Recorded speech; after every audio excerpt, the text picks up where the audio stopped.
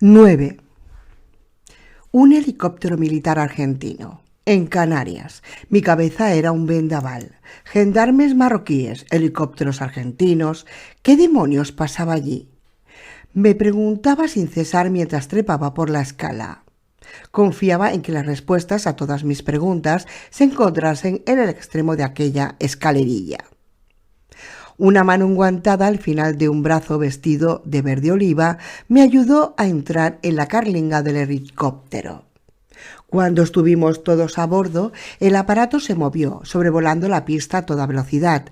Me tumbé en el suelo de la cabina jadeante, sintiendo las náuseas de malestar que me asaltaban cada vez que escapaba de la muerte por un pelo. Traté de contenerme mientras me incorporaba. Había un puñado de desconocidos delante, y no diría mucho a mi favor que la primera imagen que tuviesen de mí fuese la de verme vomitando a chorro por la puerta de un helicóptero en marcha. Me giré sonriente hacia el hombre de la mano enguantada. Era un tipo alto y delgado de 30 y pocos años, vestido con un traje de vuelo y con la cara parcialmente cubierta por un casco táctico y unas gafas de espejo. Antes de que yo pudiese decir nada, el tipo abrió la boca. «Póngase contra ese mamparo, por favor». La voz, con un inconfundible acento argentino, sonaba educada pero firme.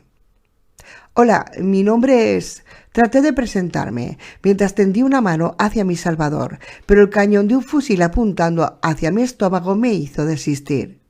«Señor, le he dicho que se vaya contra el mamparo del fondo. Ahora». Levanté las manos y, sin perder de vista al individuo del fusil, me desplacé hasta el mamparo de popa, donde estaba ya apoyada el resto de mi familia. Lucía parecía abiertamente asustada por la situación, mientras Sor Cecilia tenía en su cara la misma expresión que debieron de tener en su día los cristianos ante los leones. Prit, por su parte, después de ser despojado de su cuchillo, echaba fuego por los ojos y daba la sensación de estar a punto de saltar sobre alguien para partirle el cuello. Sabía que el ucraniano era perfectamente capaz de eso y de mucho más, así que le puse una mano en el hombro tratando de tranquilizarlo un poco.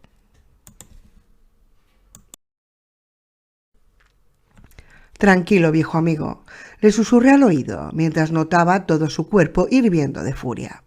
«No hagas ninguna tontería. Esperemos a ver qué pasa aquí». Me giré de nuevo hacia la parte delantera. La cabina del helicóptero, bastante más pequeña que la del Sokol, hacía que estuviésemos apenas 1 metro de nuestros nuevos compañeros de viaje. Eran 2, un hombre y una mujer, vestidos ambos con el uniforme de combate. Junto a ellos, en la parte delantera del aparato, el piloto y el copiloto se afanaban en controlar el helicóptero, que en aquel momento se sacudía violentamente, atrapado por una corriente de aire caliente. El copiloto hablaba con alguien a través de la radio. No pude distinguir lo que decía debido al ruido del motor, pero me pareció percibir una musicalidad en su voz que no dejaba lugar a dudas sobre su origen porteño. Argentinos, como el helicóptero en el que estábamos. Sin embargo, los uniformes de vuelo que vestían todos llevaban la escarapela bordada del Ejército del Aire español en su manga derecha, y podría jurar que cuando la chica se inclinó un momento hacia el primer hombre y le dijo algo al oído, su acento era inequívocamente catalán. «Vaya lío». «Disculpen el recibimiento», gritó la chica por encima del ruido de los rotores, «pero las normas son así. No tenemos nada contra ustedes, pero hasta que pasen la cuarentena existe un protocolo de precaución que debemos seguir». Se interrumpió por un segundo y a continuación nos miró con curiosidad. «¿Sois froilos?» «¿Froilos?», repliqué extrañado. «¿Qué se supone que es eso?» «Olvídalo», contestó la chica, haciendo un gesto con la mano. «A su debido tiempo lo sabréis todo, si vivís para ello». Aquello no sonó precisamente halagueño. «¿De dónde vienen?», preguntó el tipo alto de acento argentino. Me fijé en que, pese a que seguía la conversación aparentemente relajado, no nos quitaba ojo de encima, especialmente a Víctor Pritchenko. Su dedo apoyado sobre el gatillo del fusil decía Cuidado con hacer ninguna tontería. Aquel tipo sabía lo que hacía. De Pontevedra, bueno, de Vigo, venimos desde Galicia, intervino Lucía. ¿Desde la península? El tono de incredulidad era patente. Pues sí, repliqué, un poco cabreado por aquel retintín. Hemos bajado bordeando toda la costa africana hasta llegar a la altura de Canarias. Luego un último salto hasta Lanzarote, donde nos quedamos sin combustible. Y ahora, vosotros, concluí dejando la última palabra en el aire. Miré inquisitivamente a nuestros interlocutores. Era su turno. Se miraron entre ellos y parecieron relajarse un poco. Mira, tómatelo con calma, ¿vale?, dijo el argentino dirigiéndose más a Prichenko que a mí. No sabemos quién sos, ni de dónde venís, ni siquiera sé lo que decís es cierto o no.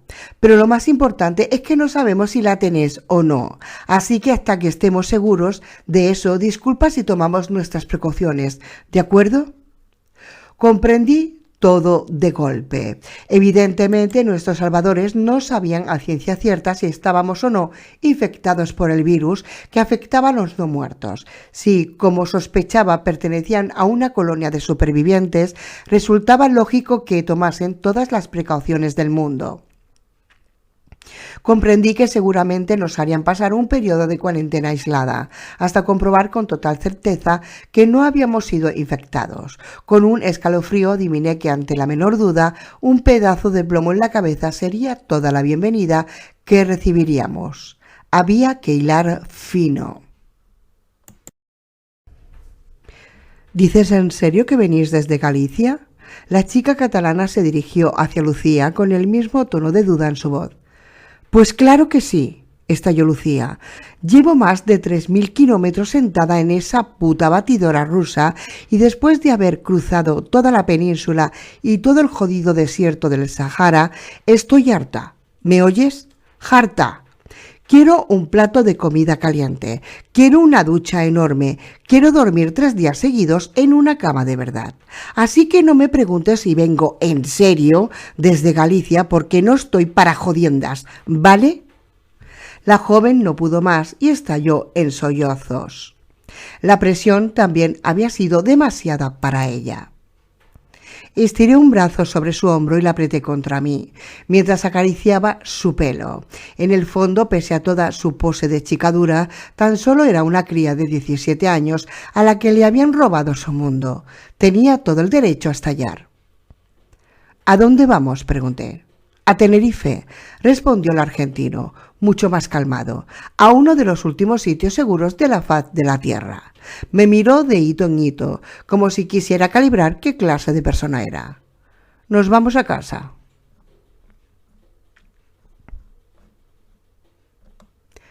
10. El océano Atlántico lanzaba 1.000.000 de destellos plateados bajo el intenso sol del mediodía. El silencio oceánico, habitualmente perturbado por el rumor del viento y los chillidos de algunos alcatraces, era roto en ese momento por el tableteo del helicóptero volando a muy baja altura.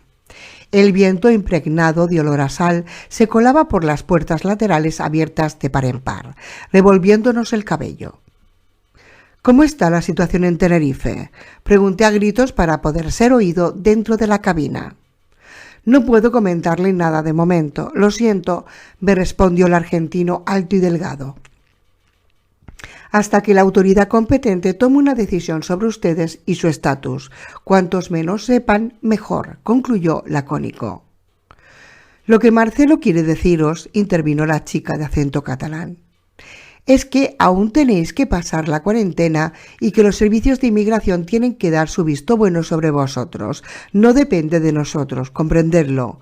Un ligero tono de embarazo impregnó su último comentario. ¿Servicio de inmigración?, protesté. ¿De qué va eso? Soy ciudadano español, como ellas dos, y PRI tiene todos sus papeles en regla. No necesitamos ninguna inspección para estar en territorio europeo, que yo sepa. La chica, de unos 30 años, menudita y delgada, con aire vivaracho e inteligente y una expresión brillante en sus ojos, meneó apesadumbrada la cabeza.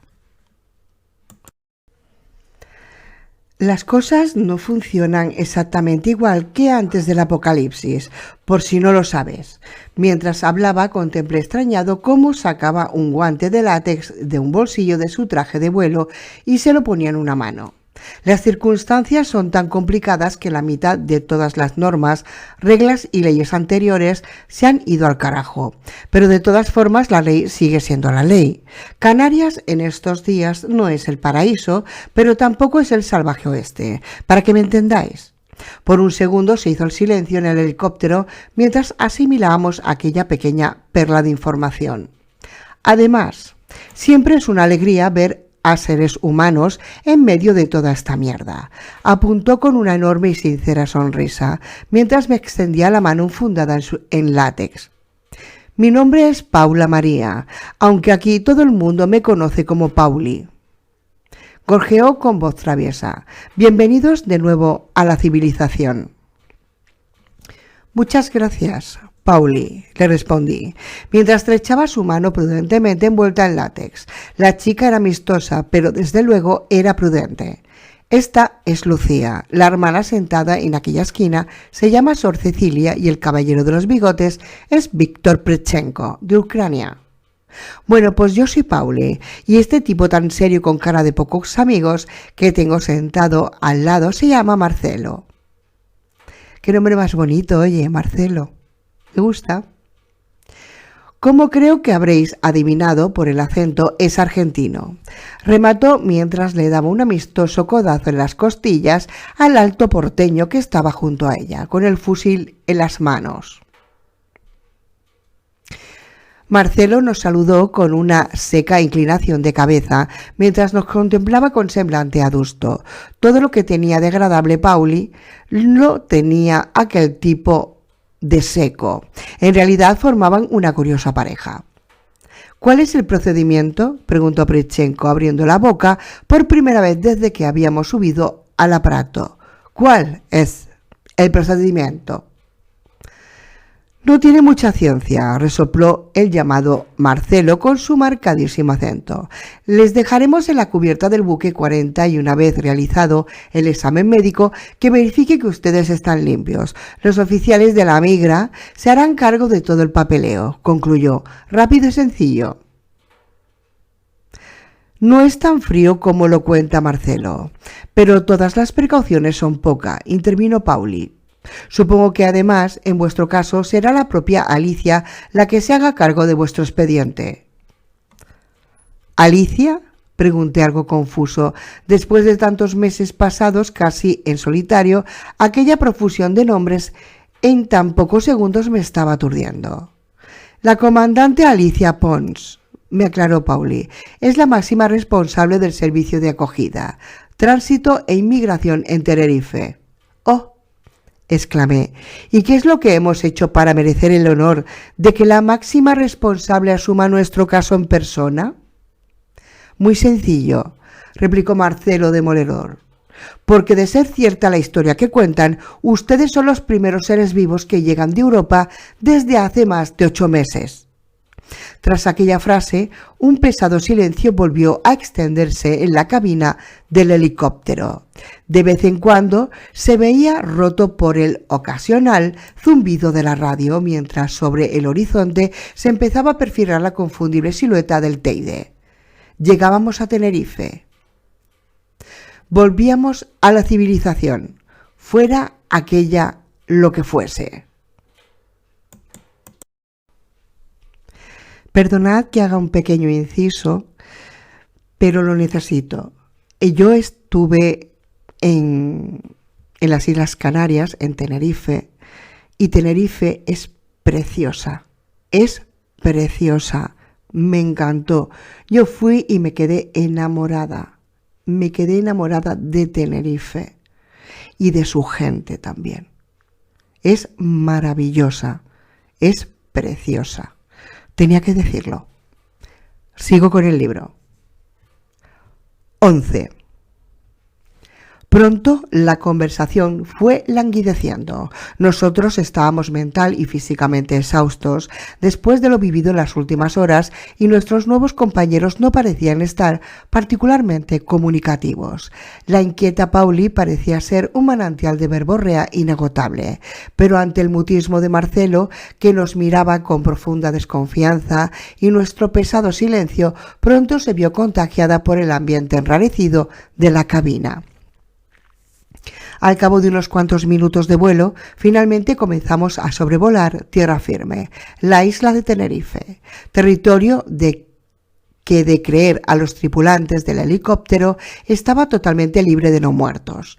Ese era un concepto que después de tanto tiempo y tantas experiencias me resultaba difícil de asimilar. Los primeros edificios del extrarradio de Santa Cruz de Tenerife se empezaban a perfilar sobre el terreno. En aquel momento el sol comenzaba a hundirse lentamente en el horizonte, anticipando las primeras sombras de la noche. La temperatura había bajado notablemente y unas pesadas nubes amarillentas empezaban a formarse en la lejanía. El silencio total en la cabina de aquel momento solo era roto por el parloteo monótono de la radio, donde se cruzaban media docena de conversaciones, por lo que alcanzaba a entender por encima del estruendo de las hélices. La mayor parte de ellas eran transmisiones militares, pero también algunas que otra cháchara intrascendente cruzaba las ondas. De repente, una pegadiza canción que había estado de moda la última vez que la había oído la radio, hacía casi ya un año, comenzó a sonar por los altavoces. Debía de ser el gusto del operador de radio del helicóptero, pues la dejó sonando un buen rato hasta que finalmente cambió al dial a una frecuencia militar de onda corta para recibir instrucciones de aterrizaje. «¿Qué te pasa?», me preguntó Lucía alarmada, cogiéndome del brazo mientras me miraba con una expresión de ansiedad en el rostro. «¿A mí?», respondí. «En nada. ¿Por qué?». «No me mientas». Me cogió la cabeza entre sus manos y me obligó a mirarla. «¡Estás llorando!».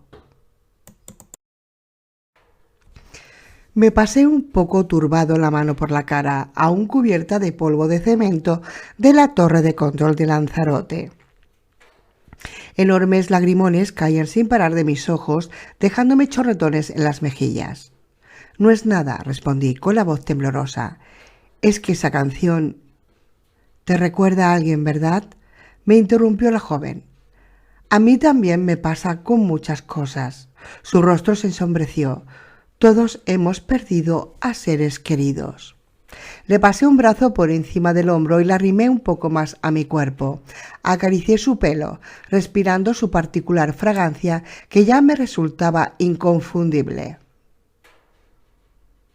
«No es eso», dije, «simplemente por primera vez en casi un año escucho música y ya me había olvidado cómo era».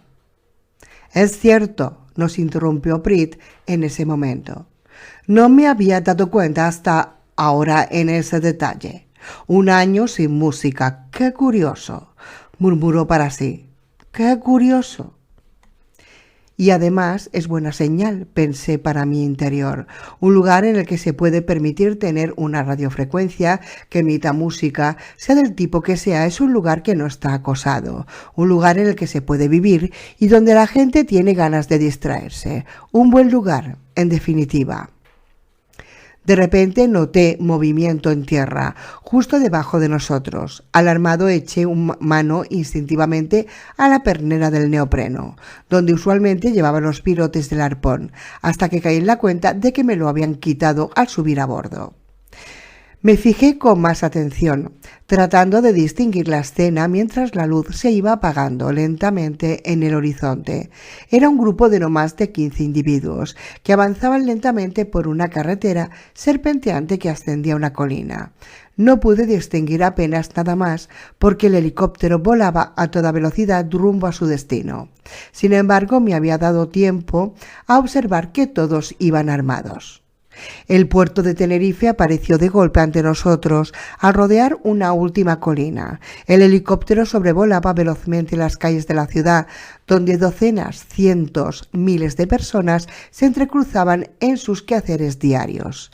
Extasiados, nos agolpábamos en las puertas del helicóptero, contemplando aquel espectáculo que se había vuelto tan insólito en el planeta.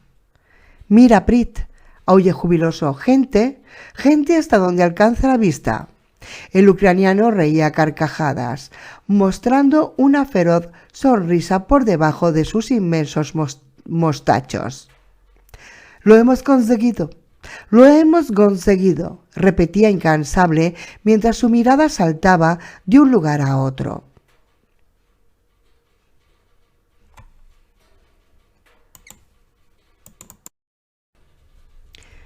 Sor Cecilia reía como una niña, mientras daba gracias alternativamente a Dios y a una retahíla interminable de santos. Lucía, por su parte, no dejaba de señalar a todos lados, como si quisiera absorber aquella imagen para siempre.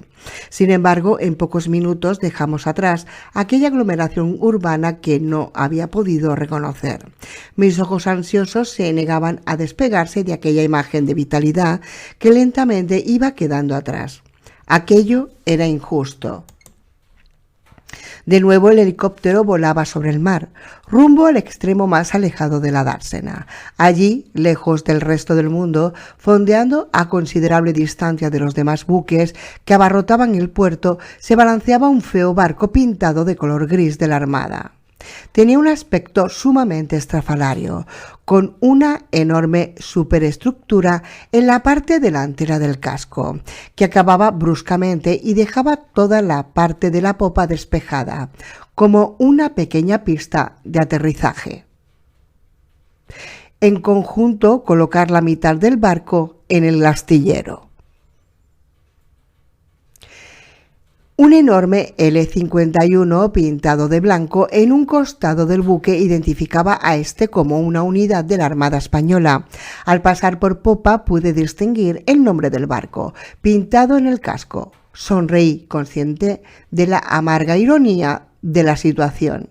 Y es que después de casi un año, de 1001 aventuras y de recorrer miles de kilómetros bailando con la muerte, resulta que volvía a casa, a Galicia. Porque el L-51 en el que íbamos a aterrizar en pocos segundos había sido hasta hacía apenas unos meses un moderno buque de asalto anfibio y desde luego uno de los más extraños ejemplares que habían navegado nunca para la Armada. Aquel buque se llamaba Galicia. 12.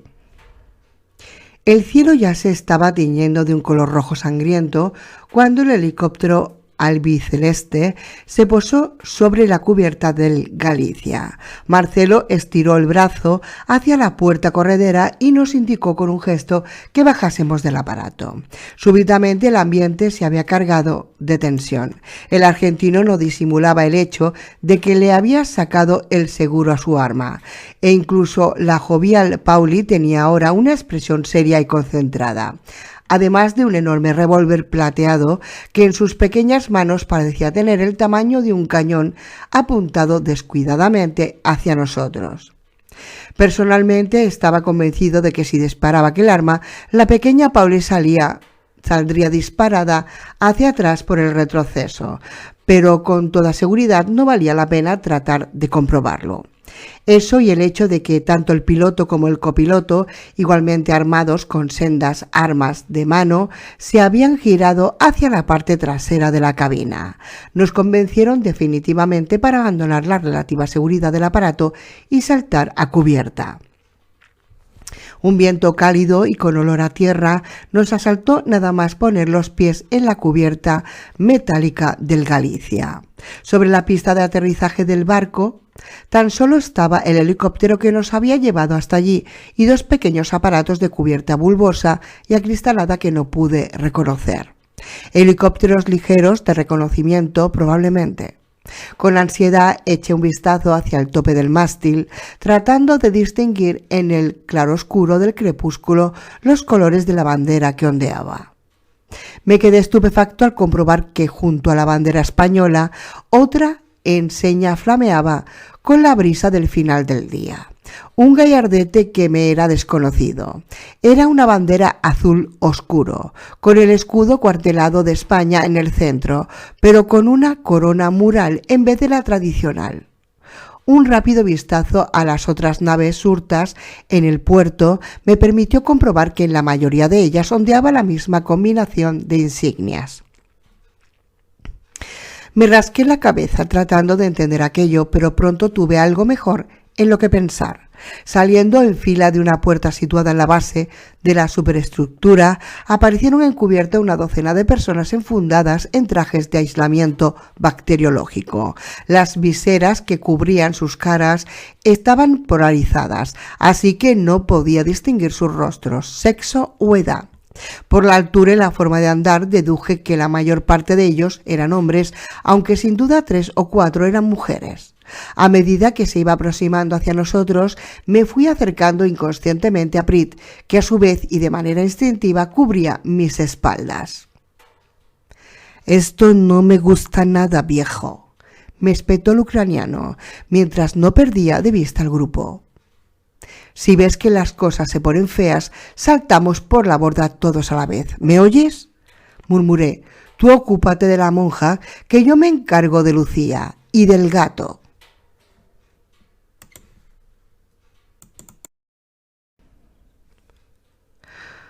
No creo que a Lúculo le emocione la idea de ir nadando hasta la costa. Ni a mí tampoco, apuntó el ucraniano con un escalofrío. Odio nadar en sitios donde no veo el fondo. Prefiero agua salada a plomo, Prit, contesté cortante, y creo que tú piensas lo mismo. Lo que yo creo es que es mejor que nos quedemos quietos de momento, afirmó el ucraniano. Su mirada de soldado saltaba de un lado a otro, calculando fríamente nuestra situación. Fíjate dónde queda la borda, me indicó Víctor. El trecho es demasiado grande para que podamos cubrirlo antes de que nos frían a balazos. Además, añadió discretamente, mira allá arriba. Seguí la dirección que me indicaba el ucraniano con la mirada. Ataviados con el característico traje de combate de la armada, un par de soldados apostados detrás de una ametralladora pesada en un saliente de la estructura a unos 20 metros de altura sobre la cubierta.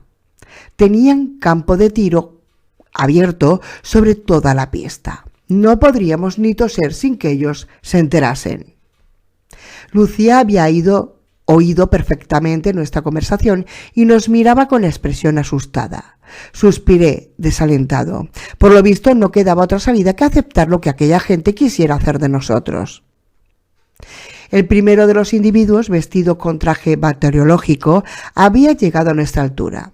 No podía ver sus ojos a través del cristal polarizado, pero podía adivinar su mirada examinando cada detalle de todos y cada uno de los miembros de mi familia, incluido el pequeño Lúculo, que no paraba de rebullir en brazos de Lucía. He de reconocer que éramos un grupo muy pintoresco, casi chocante, por lo que supongo que el largo rato que estuvo contemplándonos estaba más que justificado. Por el rabillo del ojo vi a Pauli, Marcelo y los 2 tripulantes del helicóptero se dirigían ordenadamente hacia el interior del buque. Se habían despojado de sus monos de vuelo que habían introducido en unas saquetas plásticas que les habían facilitado a tal efecto y ataviados tan solo con unos pantalones cortos y una camiseta. Parecían considerar aquella situación lo más normal del mundo. «No os preocupéis, chicos de la península», dijo la pequeña Pauli al pasar a nuestra altura. Nos vemos al salir de la cuarentena», y con un alegre movimiento de brazos desapareció por la puerta, seguida por un Marcelo con cara de pocos amigos. «Estupendo. ¿Y ahora qué?», pensé. Bienvenidos a Tenerife, soy el doctor Jorge Alonso. La voz sonaba distorsionada a través del filtro del traje bacteriológico. El que había hablado era el tipo que estaba más cerca de nosotros y que parecía estar al cargo de la situación. Quiero que se tranquilicen. Si cooperan y siguen las instrucciones, todo irá como la seda. Este es un procedimiento médico rutinario de carácter obligatorio, así que relájense y permítanos hacer nuestro trabajo. Cuanto antes acabemos, antes podrán salir de cuarentena, así que hagámoslo fácil, ¿vale? Su voz sonaba conciliadora.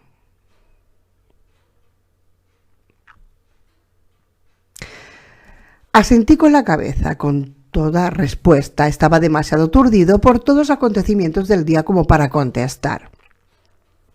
Los pasillos del buque estaban pintados de color reglamentario de la Armada, con docenas de tuberías y cables recorriendo el techo en 1.000.000 de direcciones distintas. Pasamos por delante de varias compuertas, pero todas estaban escrupulosamente cerradas. Al pasar junto a una de ellas, dotada de un ojo de buey, pude ver al otro lado del cristal a 3 o 4 marineros que se agolpaban tratando de ver de cerca a los chicos de la península, como nos había llamado Pauli. Empezaba a preguntarme qué clase de bichos de feria éramos para despertar tanta expectación. Eso podía ser bueno o malo, muy malo. Ya no sabía qué pensar. Al llegar a un cruce de pasillos nos detuvimos un momento. El que se había identificado como Dr. Alonso volvió a llevar la voz cantante. Hombres por aquí, mujeres por allí, por favor. Espere, repliqué. Preferimos ir todos juntos. Hemos llegado juntos hasta aquí y pretendemos... Me da igual lo que pretendan o dejen de pretender, caballero. Me cortó tajante. Las normas son así. Hombres por este pasillo, mujeres y niños por ese pasillo. Colabore, por favor. Escuche, sea razonable, contesté, sacando el picapleitos que llevaba dentro.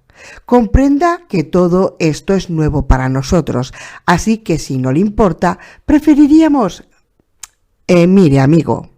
Un tipo alto, vestido también con un traje bacteriológico, habló en ese momento. Esto no es un debate, ni tan siquiera una discusión. Ustedes van a hacer lo que nosotros digamos y punto, ¿de acuerdo? Y si no les gusta, más vale que sepan nadar, porque hasta África les queda un buen trecho. Así que no jodan más y hagan lo que ha dicho el doctor Alonso. Hombres a la derecha, mujeres a la izquierda. Vamos, rugió mientras reforzaba sus palabras, esgrimiendo una porra eléctrica en su mano diestra. Levanté las manos conciliador y me aparté hacia el pasillo de la derecha. Prit, tras dedicarle una mirada asesina a aquel tipo, se puso a mi lado. Por la expresión del ucraniano me dije que no me gustaría ser aquel tipo alto y cruzarme con Pritchenko en un callejón oscuro algún día. Sor Cecilia y Lucía, por su parte, fueron apartadas al pasillo de la izquierda. Súbitamente Lucía rompió la barrera que nos separaba y se plantó a mi lado, poniendo a Lúculo en mis brazos. «Tienes que llevarlo tú», me espetó, antes de depositar un fugaz beso en mis labios. «No olvidaré lo que me dijiste en la pista de Lanzarote».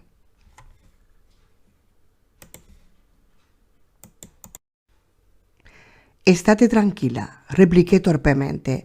«Todo irá bien». Mi tono de voz no acompañaba aquella afirmación, pero era lo mínimo que podía decir.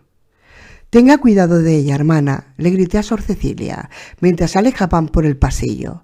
«Cuidaos mucho, nos veremos muy pronto». «No te preocupes, hijo mío, estamos en las manos de Dios». «Más bien es manos de esta gente, hermana», pensé para mí, y no sé si eso es bueno. «¿A dónde las llevan? ¿Qué van a hacer con nosotros?», preguntó en aquel momento Pritchenko con una nota de irritación contenida en la voz.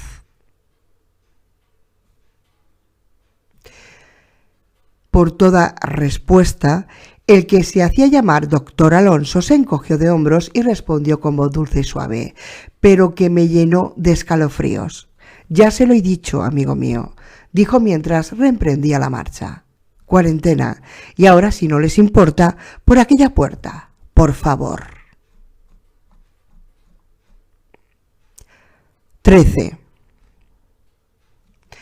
Basilio Irizarry era alcohólico, bebedor compulsivo eran numerosas las ocasiones en las que sus propios compañeros de tripulación lo habían tenido que llevar de nuevo a bordo del buque a rastras. Paradójicamente, aunque Basilio no era consciente de ello, esa pequeña circunstancia le había salvado la vida.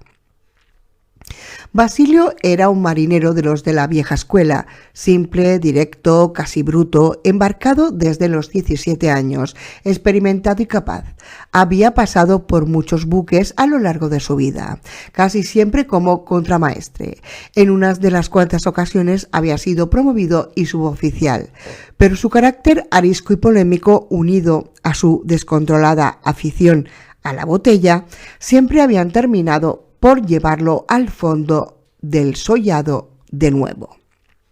Alto de 45 años, tenía una cintura que empezaba a acumular bastante grasa y un par de brazos que parecían pistones de motor, terminados en unas enormes manos cuyos nudillos estaban deshechos a fuerza de dar puñetazos en infinitas peleas de puerto a través de todo el mundo.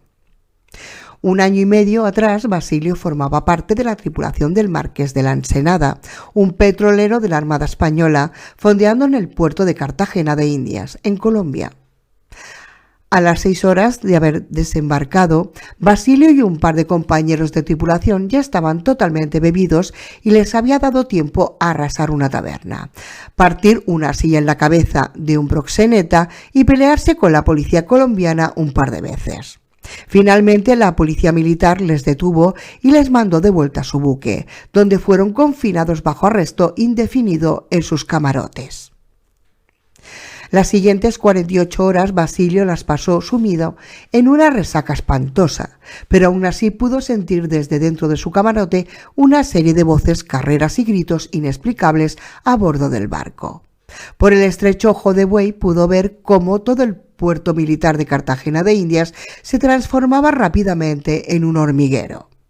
Numerosos buques, atestados de gente, hasta el tope del Palo Mayor, levaban anclas precipitadamente y se agolpaban en la bocana del puerto, tratando de salir mientras en tierra miles de personas, sobre todo civiles, trataban de alcanzar algún artefacto flotante a cualquier coste. Por lo visto, las autoridades habían decidido evacuar la ciudad por mar, pero era de todo punto evidente que se habían visto desbordados por los acontecimientos. Era demasiada gente y muy pocos buques. Desde su pequeño ojo de buey, Basilio podía ver cómo los militares colombianos correteaban apresuradamente de un lado a otro, tratando de poner en orden en aquel caos, pero la multitud parecía totalmente aterrorizada y fuera de control. Basilio no leía la prensa y hacía bastantes días que no escuchaba ni la radio ni la televisión, por lo que no tenía la menor idea del caos que se estaba desatando sobre la faz de la tierra durante aquellos días previos al apocalipsis. Su primer pensamiento fue que se había producido algún tipo de guerra civil o revolución en el país, pero pronto lo descartó. Aunque se oían numerosos disparos provenientes de las partes más alejadas de la ciudad, apenas oían explosiones y algo en el movimiento de los uniformados le daba a entender que era otra cosa. En la rada estaban fondeados, aparte del Marqués de la Ensenada, un destructor estadounidense y una fragata francesa, nutridos destacamentos de sus tripulaciones, excepto los enfermos o los que, como Basilio, estaban arrestados, habían bajado a tierra para colaborar con los desbordados colombianos en la imposible tarea de controlar aquella muchedumbre persa del pánico. Basilio fue testigo con horror de cómo una avalancha de varios miles de personas arrollaba una línea de soldados, entre ellos la práctica totalidad de la tripulación de la fragata francesa, y se precipitaba al mar. La orilla de los muelles se transformó en unos minutos en un hervidero de miles de personas, hombres, mujeres y niños, chapoteando y golpeándose, tratando de evitar morir ahogadas o aplastadas por los que seguían cayendo sobre ellos. El agua hervía con furia, sacudida por miles de brazos y piernas, y las cabezas de los que se sacudían mientras trataban de tomar un poco de aire en medio de aquel marasmo. Alguien perdió el control y comenzó a disparar alocadamente en medio de la multitud. Pronto fueron docenas, cientos, los que cruzaban disparos en busca de un lugar seguro a bordo de uno de los pocos barcos que aún quedaban en el puerto. Oscuras columnas de humo negro empezaban a levantarse mientras tanto, aquí y allá a lo largo de la ciudad. El sistema se derrumbaba por momentos y nadie podía evitarlo. Basilio notaba la boca totalmente seca. Desesperado se pasaba la mano por la cara rasposa, deseando que todo aquel infierno fuese producto del delirium tremens, pero dolorosamente consciente de que todo lo que estaba viendo en realidad era verdad. Finalmente, incapaz de soportar aquel espectáculo, se apartó del ojo de buey. Sin embargo, nada podía hacer para apartar de sus oídos los gritos de miles de moribundos ahogándose a pocos metros. Los golpes y arañazos de docenas de personas contra el casco del barco, incapaces de trepar por su lisa y elevada borda, eran como golpes en su cabeza. Basilio, sin embargo, no lloró. Al fin y al cabo, él estaba a salvo. Que cada palo aguante su vela. Esa era su máxima.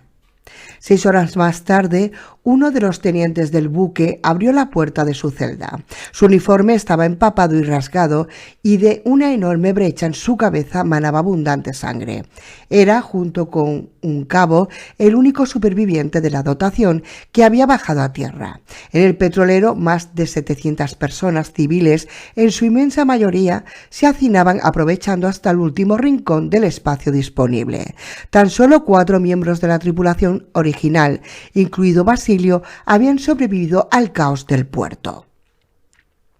El marqués de la Ensenada comenzó así un terrorífico viaje de vuelta a casa, atestado de refugiados, carente de víveres, agua o medicamentos para tantas personas, con una tripulación en cuadro que apenas podía maniobrar el buque. El barco tuvo que atravesar además un violento huracán que casi lo mandó al fondo. Cuando finalmente llegó al puerto de Santa Cruz de Tenerife, más de 100 personas habían perdido la vida. De ellas, casi 20 fueron ejecutadas por presentar heridas sospechosas, y aún así hubo 15 casos de infección. Eso motivó que todos los de a bordo se viesen forzados a pasar un mes de cuarentena flotando en el rada del puerto. Aquel mes, sin gota de alcohol, había sido lo peor para Basilio. Desde el día que había salido de la cuarentena, Basilio había vivido en Tenerife, aún enrolado en la Armada. El mundo había cambiado mucho en un año y pico, pero su tendencia a meterse en problemas seguía siendo la misma. Una borrachera que terminó en pelea multitudinaria 5 meses atrás le había llevado a ser destinado a un batallón disciplinario. Ahora su misión era desempeñar labores de vigilancia en el Galicia, el buque de cuarentena fondeado en el Rada, uno de los peores destinos que se podían tener en la isla. Apartado de la ciudad, rodeado de posibles infectados, lejos de todo, era lo más parecido al infierno en tierra del resto del mundo que había en Tenerife. Y en aquel momento, a causa de sus problemas con la bebida, Basilio estaba allí, maldiciendo a cada instante aquel cochino puesto. La garita de control, donde se encontraba Basilio, estaba situada al principio del corredor que daba paso a las celdas de aislamiento. El cuarto, amueblado espartanamente, disponía de 2 sillas, una mesa de madera traída de tierra y un pequeño armero donde colgaban, negros y relucientes, media docena de HK. Debajo del cajón de munición había un par de botellas de ron local, pero eso era algo que solo sabía Basilio. Precisamente acababa de dejar una de aquellas botellas en su sitio con manos temblorosas después de haberle dado un buen tiento. Tenía que pensar algo rápido. Basilio sabía que estaba bien jodido y que de aquella no iba a salir fácilmente. La culpa había sido de la puñetera monja. Oh, sí señor, por supuesto, la culpa era de la monja de los cojones, por meterse donde no le llamaban. No, mejor pensado, la culpa era de todo aquel puto grupo llegado de la península, cuando ya nadie creía que pudiese quedar alguien vivo allí. Aquel grupo había sido un incordio para Basilio desde el principio. Una vez pasados los primeros meses del apocalipsis, eran pocos los supervivientes que llegaban a Tenerife y tenían que pasar la cuarentena. Así que el servicio a bordo del Galicia, aunque poco agradable, era bastante relajado, ya que no había mucho que hacer. De vez en cuando, pequeños grupos de magrebíes o africanos al borde de la muerte llegaban a bordo de embarcaciones de fortuna hasta las Canarias. Basilio despreciaba profundamente a toda aquella gente. Para él no eran más que un montón de mierda africana que no había tenido el buen gusto de quedarse a reventar en su país. Para aquel contramaestre resultaba incomprensible que se aceptase a aquella gente en las islas, sobre todo teniendo en cuenta la alarmante escasez de recursos. Basilio los hubiese mandado a todos de vuelta a África con 3 gramos de plomo en el cráneo a cada uno. Pero aquellos jodidos maricones del gobierno no querían tomar cartas en el asunto como auténticos hombres. Basilio escupió, despectivo, mientras pensaba en todo aquello. Los africanos eran un problema, pero al mismo tiempo suponían una gran diversión, sobre todo las mujeres. La mayor parte de ellas no hablaban ni español, ni inglés, ni nada por el estilo. Generalmente tan solo hablaban árabe o, en el peor de los casos, alguno de aquellos incomprensibles dialectos africanos que no entendían ni Dios. Pero era bueno para Basilio y un par de guardias. En más de una ocasión se habían divertido con alguna de aquellas chicas en un cuarto situado en el fondo del sollado al que llamaban de manera jocosa el paraíso. Por supuesto, ni el personal médico, ni los mandos, ni nadie de la administración civil estaban al corriente de aquel pequeño secreto de Basilio y sus compinches.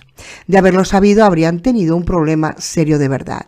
El estado de excepción continuaba vigente en todo el territorio y las agresiones sexuales estaban penadas con la muerte. Sin embargo, ninguna de aquellas pobres chicas africanas podía hacer una denuncia, ya que no hablaban castellano. Además, la mayoría de ellas habían pasado tantas penalidades por el camino hasta llegar allí que ser violadas una vez más no les suponía una gran diferencia. Y en todo caso, no les convenía poner pegas nada más llegar al único lugar seguro en 2000 kilómetros a la redonda. Así que la inmensa mayoría de ellas se callaba. Las que insistían en dar problemas, pues bueno, Basilio sonrió amargamente mientras derramaba la mitad del ron que trataba de servirse en un vaso. No era la primera internada que veía cómo su ficha cambiaba de cajón e iba a parar al fichero de probablemente infectado. De ahí a pasar a ser pasto de los peces del puerto. Un paso. Las que insistían, pero aquel grupo era diferente. Joder, Basilio, ¿en qué lío te has metido?, pensaba mientras se servía otra copa. En primer lugar, eran europeos y eso cambiaba enormemente el trato. Además, habían llegado volando desde la península, desde Europa, nada menos. De alguna manera, aquellos tipos se las habían apañado para sobrevivir durante más de un año en medio del caos más absoluto, rodeados de no muertos por todas partes. Las autoridades estaban enormemente interesadas en ellos e incluso la propia Alicia Pons había tomado cartas en el asunto personalmente. Cuando se entere de esto soy hombre muerto, pensó Basilio. La Pons me va a cortar los huevos y me los va a hacer tragar con pimienta. Basilio descargó un puñetazo de frustración en la mesa, mientras se devanaba los sesos tratando de encontrar una salida. Aquel grupo era extraño. Primero estaba aquel individuo, el abogado del gato, alto, delgado, de unos 30 años, no había parado de joder desde el primer día, exigiendo hablar con algún responsable. Cuando habían tratado de sacrificar al puto gato, se había puesto de tal manera que los médicos no tuvieron más remedio que renunciar a ello, uno de ellos con un brazo roto en 2 sitios. Finalmente, la propia Alicia Pons había decidido que el gato podía vivir, decisión inaudita hasta el momento. Basilio no podía entender cómo aquel jodido chupatintas había conseguido sobrevivir durante todo aquel tiempo. Simplemente no le veía capaz ni de usar un arma. Voy a hacer un pequeño inciso, perdonar, pero yo no he leído este libro. Lo estoy leyendo ahora, compartiéndolo con vosotros, ¿vale? Yo no lo había leído antes. No conozco la historia como sigue, pero sospeché desde el primer momento que pusieron un pie en Tenerife con aquella gente de bacteriológico de estos, con los trajecitos estos, sabía que querían seguramente cargarse al gato. Digo, es que seguramente van a ir a por el gato. Y mira, efectivamente, y no he querido decir nada, ni decir ningún comentario, ¿no? Y fijaos por dónde estamos leyendo y tenía yo razón. Querían cargarse al gato. ¿Por qué? ¿Porque es un gato? Ay, señor. Perdonad, sigo con el libro. El ucraniano era otra historia. Sí, ese tío era peligroso, bajo, rubio claro, cerca de la cuarentena, con unos enormes mostachos amarillentos. A aquel fulano le faltaban varios dedos de la mano derecha. Seguramente los habría perdido en alguna pelea de puerto o en un accidente de coche, tiempo atrás, suponía Basilio. Aquel tipo era muy callado, tranquilo, pero te miraba de aquella manera que, joder, se te ponían los pelos de punta cada vez que clavaba aquellos ojos pálidos en tu cuello. Daba la sensación de que estaba pensando dónde podía hacerte daño más rápido. Basilio no podía saber lo cerca que estaba aquello de la realidad. La chica jovencita era un puto bombón, delgada, de buen tipo, con unas curvas que mareaban y con aquella cara. Cristo bendito, haría hervir hasta la sangre de un monje de clausura y estaba allí, tan a mano. Durante las primeras semanas Basilio fue cauto y aparte de algunas frasecitas soeces al hacer la ronda, no había tenido más relación con Lucía. Sin embargo, aquella mañana cuando llevaba a la chica y a la monja al reconocimiento médico, se le había escapado la mano hacia los pechos de la muchacha. Estaba muy bebido y casi no había pensado lo que hacía. Con las africanas lo había hecho frecuentemente y ellas, acobardadas, se habían dejado hacer. Pero la reacción de esta chica había sido fulminante y le había cruzado la cara de una bofetada. El alcohol y la furia eran una mala mezcla. Basilio lo sabía por experiencia y formaban un cóctel explosivo que aquel hombre no era capaz de dominar. Antes de que se diese cuenta, un velo rojo se le formó delante de los ojos y las sienes empezaron a palpitarle. A él no le ponía la mano encima ninguna zorra, y menos delante de sus hombres. Cerrando la mano, descargó un puñetazo sobre la sien de la chica que hizo que ésta cayese al suelo como un guiñapo. Echando mano a la porra, la levantó sobre su cabeza y se dispuso a darle una buena lección. Aquella puta se iba a enterar de lo que era bueno. De repente la jodida monja se había metido en medio y con una audacia increíble le había plantado otra bofetada a él y había perdido el control.